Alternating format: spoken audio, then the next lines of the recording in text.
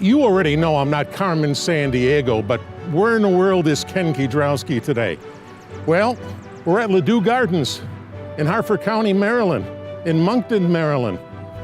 The beautiful Topiary Garden. You're here, and you'll be able to see it because you're on location.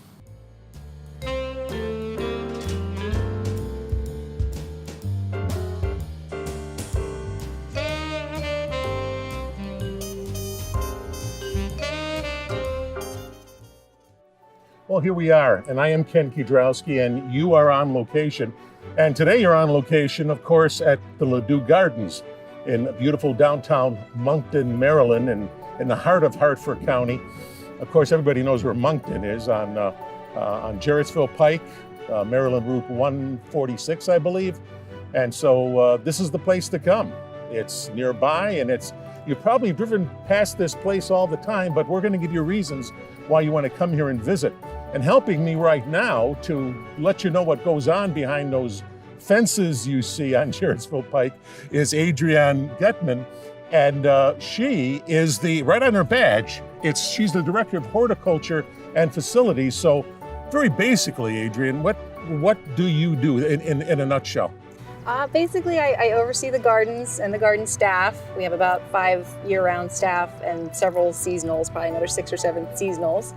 So I oversee them and just the care of the plants and the topiaries, the tree work, the IPM, integrated pest management, just a general garden maintenance duties, and also the facilities. So these are old houses, so there's a lot of maintenance involved in those, and I oversee the maintenance department as well. So we have people watching at home who are all aflutter and all worried about keeping that wonderful little lawn of theirs okay in front of the house or in back of the house, but you've got 22 acres to worry about.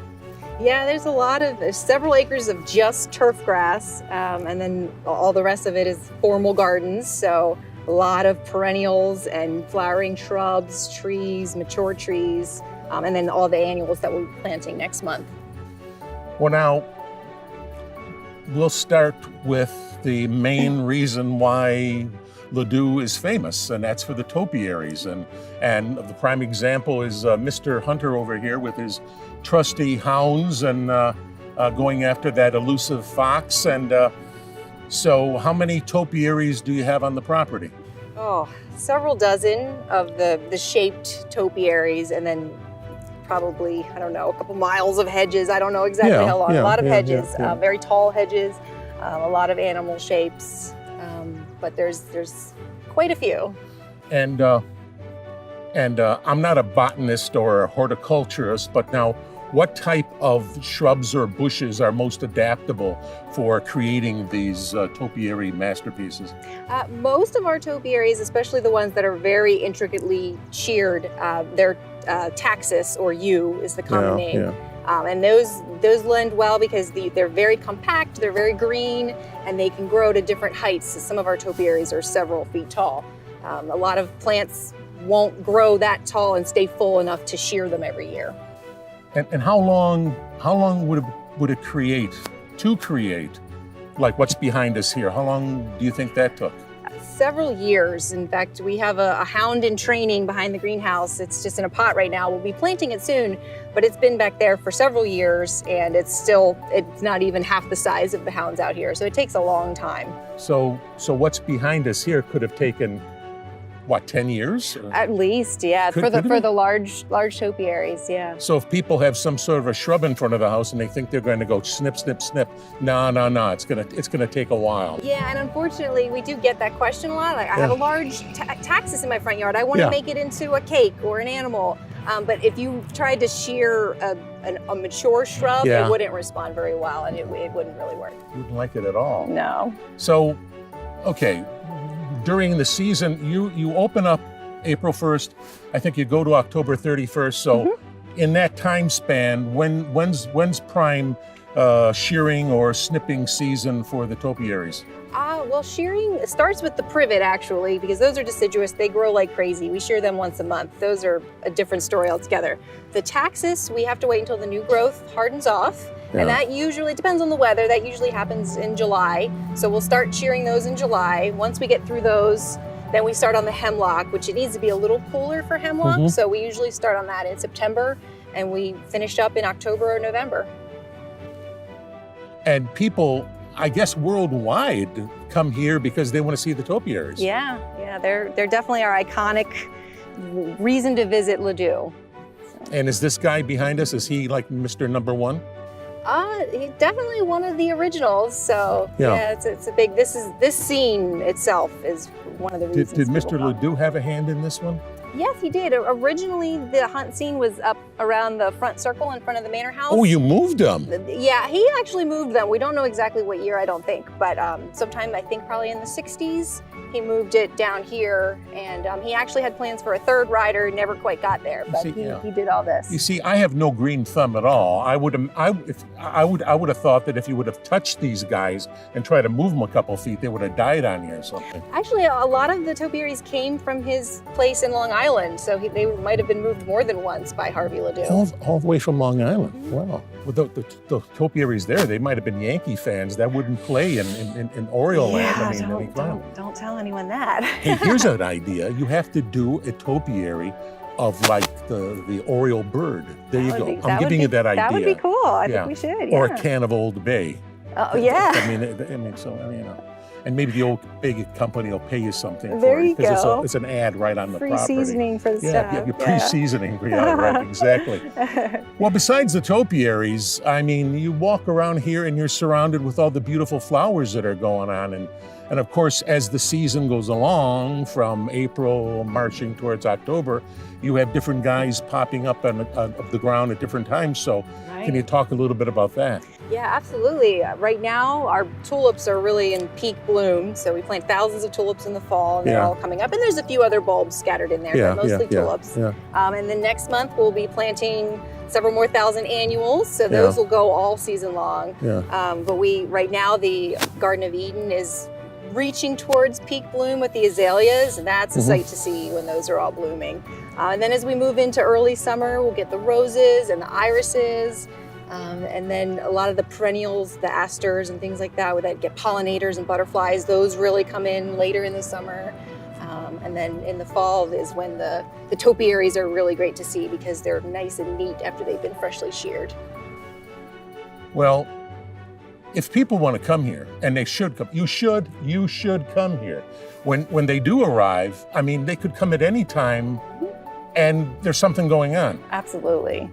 There's something going on, and besides the topiaries and the flowers and the trees and the gift shop, I can't forget the gift shop, and the very nice, is it a snack bar or the restaurant you have here on campus? You have various special attractions all season long. Right, yeah, we have events all through the year. We have Garden Festival is coming up, which is amazing. This whole hunt scene will be filled with vendors selling fun plants and garden ornaments and antiques. And then, through the summer, we have lots of programming and different, there's a few lectures. And then towards the fall, we have our Garden Glow, which this is all lit with jack-o'-lanterns, and there's art installations that are all lit up throughout. So that's really fun. So there's always something to see. And then, of course, Christmas, like you said. Yeah, I know, like at Christmas time. So when I came here, of course, I wouldn't be interviewing here in December the way I'm interviewing you. Right. That'd be interesting with the hood and the parka and the whole thing. I mean, even in Maryland, you need that kind of gear. Right. But it certainly was wonderful to go for the tour through the home and see the Oval Library that's in there and everything that Mr. Ladew did to turn that into a marvelous showcase place. And before I forget to ask, I mean, you have some relationships with at least one local college, don't you? Yes, actually. We just started partnering with, it's a program called American Landscape Institute, or ALI. They actually partner with CCBC, the Community College of Baltimore County, and they have their horticulture students. They get an associate's degree, and they also place them for employment while they're in school. So we actually pay a portion of their tuition, and the student pays a portion, and if they finish the program, they get their tuition back. It's just a way to really get young people interested in the green industry again, because it's harder and harder to find people that want to work outside and at a nonprofit. And So it's a really great program. And you do have an educational division here that works with, I guess, local school districts. Yeah. And the kiddies come with their teachers, and I guess in April, May, June, during that time period to walk around and see the plants and everything and learn about Mother Nature firsthand and and so on. Yeah. Well, Adrienne Getman, thank you so much. I can't wait to go around and see more here today. And we are going to do that. I know we want to videotape a lot of the things that we've been talking about, and it's really been a pleasure. Oh, you Have too. a great season out here. Thank you so much. Okay. Thank you. We'll be right back. Stay where you are.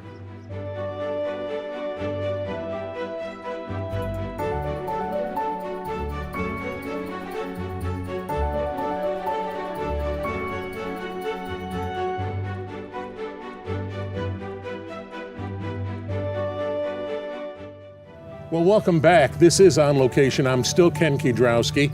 We're still at the Ladew Gardens in beautiful downtown Moncton, Maryland. On the route here, it's 146, otherwise known as Jarrettsville Pike. It'll take you all the way into beautiful downtown Jarrettsville, too. Keep that in mind. You've gone past this place a million times and wondered what's on the other side of the fence. So now that you're seeing what's on the other side of the fence, I suggest you come out here and enjoy everything that Mother Nature has to offer out here for you. And now here's the head cheese, the big person on campus, Emily Emmerich, who is the executive director. And Emily, thank you very much for being on location. Delighted to have you here. It's nice to meet you. And if the audience wonders why we're doing this, it's because the sun is trying to blind us. But it's a beautiful, beautiful day out here, and the sun is just illuminating everything that's beautiful here, all around the 22 acres that you have. And so, what does an executive director do in a place like Ladew? An executive director is fortunate, if they're at Ladew Gardens, to have a fabulous staff that do all the work involved in caring for and promoting these gardens. And I get the wonderful opportunity to talk to you and many visitors who come to see us over the years and weeks that we are open. Let's talk about that. Now, I'll be down at the bottom of the list, but you've had some amazing people who have shown up here to do TV and movies and stuff, like House of Cards, for instance. They were here. Absolutely. They filmed the scene in Hong Kong where the character Michael went to visit, I think it was Feng. Yeah. And when Feng turns and says to Michael, "Do you like my garden?" They were in the iris garden right down the hill here. That was very fun to have them. Well, if I would have been directing that show, I would have used the shot that's right behind us, because that goes, on a clear day you can see forever right behind us. It goes just on forever. And that's fabulous? One of the reasons why we like to do things on location, because you can't do this in a studio. Yep. I mean, a green screen won't help you to get a shot like that. So and you're looking down at the center axis of the gardens. The swimming pool is the true center of the gardens, and then it is surrounded by 15 garden rooms. So the 22 acres of historic gardens include 15 garden rooms themed by plant material and plant color and topiary, and they are all centered around that swimming pool that you're looking at right behind us. So you have the 15 outdoor rooms. You have the home here, which has been added on to over the course of time. And I know when I was here once upon a time during Christmas time, the ladies gave a very exacting tour of exactly when this was added, when that was added. And then there's I guess it's the library that's oval. The Oval, like the Oval office Library, and added by Ladew. The Scarf family built the first part of the house in the mid-1700s, and they added the second addition in the mid-1800s. And then Ladew purchased the property in 1929, and he added the third addition and then the Oval Library. So it really spans 3 centuries. I've lived in this general area for 15 years, and I hate to say this is only my second visit here, but it will not be the last.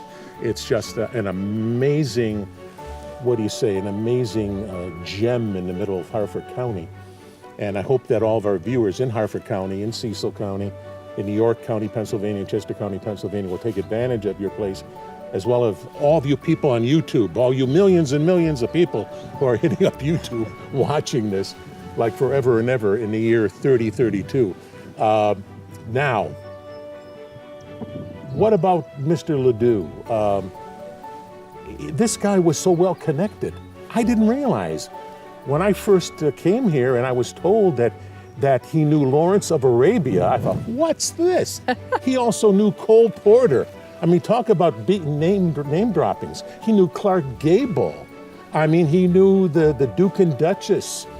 He knew them all. They knew him. They were probably here at one time. He was a very interesting guy. He was from the North Shore of Long Island, up where Old Westbury Mansion is, if anyone's visited that property. He was a big fox hunter, and he felt like the area was becoming too developed. And he fox hunted down, I know, big surprise.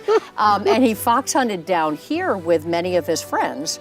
Loved this countryside, loved Harford County, saw this farm. He may have worn out his welcome. He came down and visited with friends and hunted for many years. Purchased the Scarf Pleasant Valley Farm, the 250 acres, which we still own today. And there was nothing here in the way of gardens at all. He had traveled, he lived a very privileged life. He had traveled all over the world with his parents. One of his games as a young child was to sneak onto the throne in castles that he visited with his mother while the docent wasn't looking. Such a guy. Such a guy. And so when he purchased this property, he had these visions, I imagine, of his travels all over the world, and created this garden with a great amount of experience and knowledge of other beautiful gardens he'd seen, particularly in England with his love of topiary and the hunting scene that he experienced when he was out fox hunting in England of the hound running across the top of the hedge. That inspired his initial topiary. But we have over 100 on the property, and they make up the walls of the garden rooms, the beautiful structures you see behind us here, but then also individual sculptures throughout the gardens. But they're just the beginning. So we created this beautiful place, and then his friends, many that he made through his travels and his time in New York, were frequent visitors. Just that list you described, a really remarkable group of people. I mean, it's like the history of the United States in entertainment and everything else, and it's the American Songbook. I mean, Cole Porter. I mean, let's start singing. No, no, I won't sing. You can sing.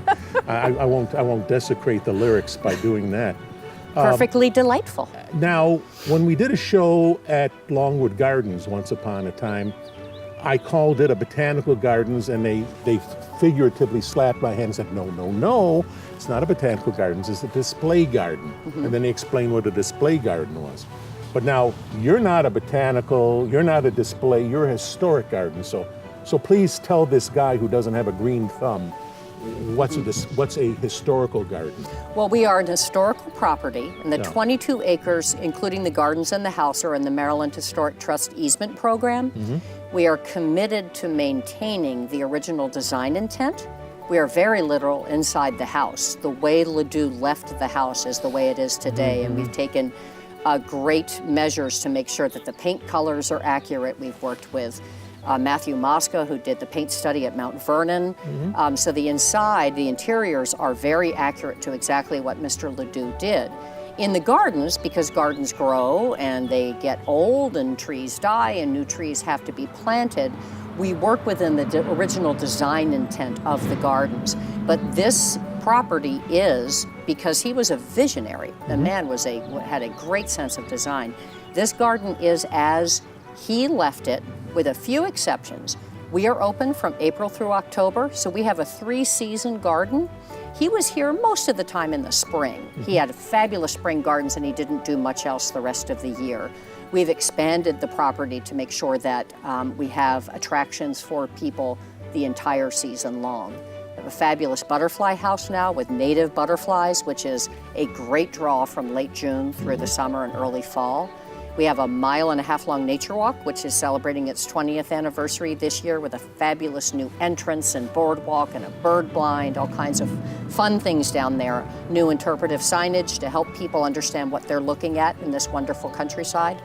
And then the gardens themselves have plantings for every season. So you can come in the spring and see the gardens and come back in July or September and have a completely different experience. So for people who think, well, we were there during this month, we don't have to go back, but they do, because it's another show. Another show has started. Exactly. It's like an outdoor museum. When museums change exhibits, our exhibits are changing. I mean, this time of the year, in the springtime, we were brown 3 weeks ago, this kind of transformation in spring, which is happened. always miraculous. It seems to happen overnight, but it continues. The topiary will grow and fill out, and then it'll be pruned and shaped again, and the plant material will switch over throughout the season. Different perennials will bloom, and different annuals will be switched out for ones that bloom later in the season. It's this place is just amazing. A question that I have, though, and it's probably dumb. All right, you're the historic trust and this historic garden. You never could expand. Is it you're limited? You're tied into just the 22 acres? Well, the historic part, the part that Mr. Ladew created, absolutely is what Mr. Ladew created, and with the exception of selection of new plant material and changing up the beds and exhibits of sculpture as we have this year. With the exception of that kind of change, we want to remain true to his design. The butterfly house and the nature walk, which I already mentioned, those are new ideas that have come. The nature walk most specifically is an opportunity to feature a really fabulous natural ecosystem. The reason Ladew bought this property, the beautiful Harford County countryside, it takes you along past one of the iron ore quarries that was dug in this area. They run all the way down Harford County into Baltimore County. It also has open fields, traditional wetlands, a fabulous collection of native wildlife, and then the butterfly house, also a great way for people to get up close and personal with pollinators, which you've been hearing a lot about lately. Our bees are an absolutely vital part of our food system, and teaching people the best plant material to grow and to keep in your gardens to encourage pollinators is a great mission that we're happy to embrace here. So yes, we're not going to mess with his traditional gardens. We're not going to play with his wonderful design, but we have added some elements that have sort of rounded out what we can offer to the public and to the 3,000 to 5,000 school children that come every year. And all year long, all season long, you could probably have, what did I read, 45,000 visitors?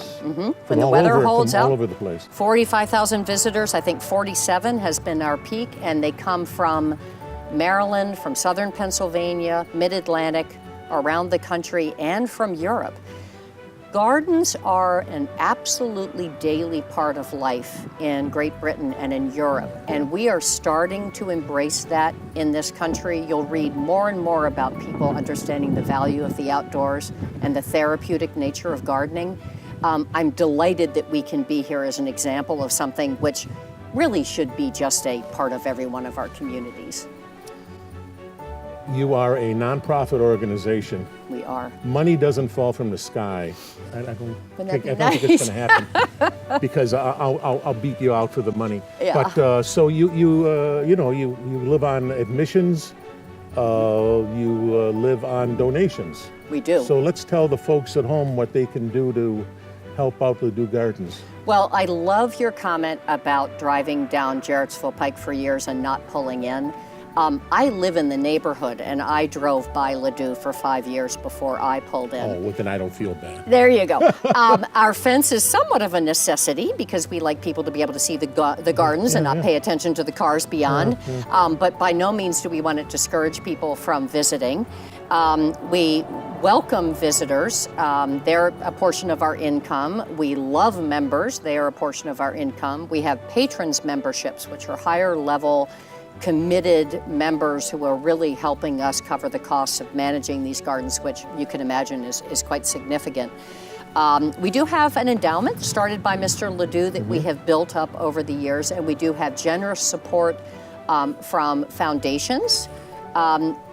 One of the other ways that we have managed to both inspire people and share the story of Ladew and also raise money is through over 130 events and programs a year. So we have educational programs, from school programs for children to lectures for adults, programs in the gardens where members can come in and work with the garden staff and learn about what they do in best practices to care for gardens. Great gardening, hands-on, well, not hands-on. You are out with the gardeners in the gardens learning about how they care for this property, and you can take that knowledge home.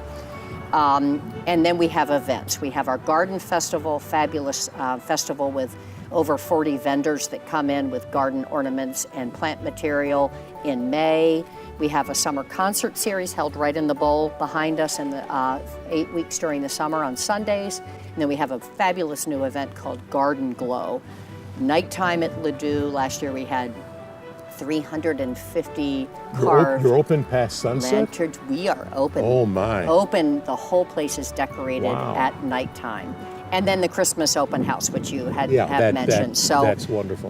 We do as much as we can to remain relevant. We know that if we were just beautiful and pretty, that wouldn't be enough to inspire people to come out and visit. But I will say that all you have to do is come out and see it yourself. Absolutely. What are some of the musical offerings you have? Well, the concerts in the bowl would be the most notable. I'm trying to think of the names. Charm City Bluegrass. There's a list on our webpage every year of the different bands that are performing here. Go to the webpage. Yeah, I don't want to get any of the names wrong, but I know. Yeah, you don't want to. Perfect. I mean, live music outside. What could be better? What could be better? Food, beverage. Emily Emmerich, thank you. Thank you for coming. It's I would have paid to sit here in this sunshine. We can arrange for that. Yeah, I bet you can. My friend here, Ryan, will give you my check for the show. There you go. Anyway, so I'll go past I'll tell you what, I'll go past the gift shop on the way out. I'll buy some things for my grandchildren. Oh, wonderful. Lots of things in the gift shop. So they'll know what their pop did today at Ladew Gardens. There you go. Well, thank you so much for telling people about us, and we look forward to seeing. Absolutely. Make sure, if folks come out, make sure they tell people in the gift shop visitor center how they heard about us. We'd love to welcome them. Then go in there and tell them that you saw it on location on Armstrong Cable. And please, stay there. I'll be right back, and we're going to do our lesson review. Don't go away. Sometimes some people tell me I use too many superlatives when I do this show. Like I'm over here and I describe something as being fantastic. I'm over at that place and I describe something as being awesome or magnificent. What do you say about Ladew Gardens? I mean, come on, give me a break. It's just amazing. Okay, and maybe you haven't heard about it, or you haven't heard about it a lot, but it's here. It's in Maryland. It's in Harford County. It's in Moncton. I mean, beautiful downtown Moncton. It's sensational. I mean, there's such a history about the place. This Harvey Ladew was a visionary. I mean, he knew Somerset Maugham. Look that up in your Funkin' Wagonos. He knew Cole Porter. He knew the Duke and Duchess of Windsor before good old Duke gave up the throne for his love. He knew all these people, so well connected. And he developed this 22-acre paradise of topiaries and plants and everything else. So you've got to come to Ladew Gardens. It was such a pleasure being here with you today. Oh, I got to remind you, go to the website of Ladew Gardens. You'll see it following this. It'll be on the screen quickly, so you're going to have to freeze the screen or something. Go to the website, see everything that Ladew Gardens has to offer, and especially the part where it says about membership. You want to be a member, and when you read the information there, you'll find out why with all the benefits and all that stuff. So that's my plug. Now I guess I can get in for free in the future. That works. My name's Ken Kiedrowski, and you've been on location.